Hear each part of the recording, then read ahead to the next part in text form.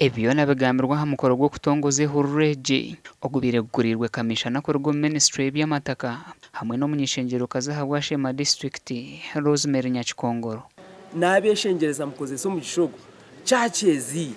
mosques amashomero ga government ogo nubwo bwire manya chance kwetera netera umurundu gumwe government akubasa kutwara itakari yawe kandi bakoretire tayito iri mu izina ryawe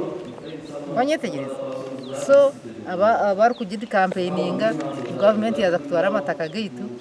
icyo tikirikabo kamishana ko rwo ministry y'amataka hamwe no kugabe byapa nagira ngo buri umuntu uri kwende cyapa nabaza ku mushango weye bamupimere icyo ministry tujya kubapimira amataka gabo twahe ebyapa ibije kubana betengwa kubaho gutorekesha rozabo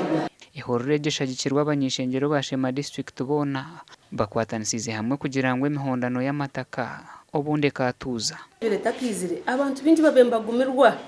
okukozesa ebyapa by'amataka abo kuba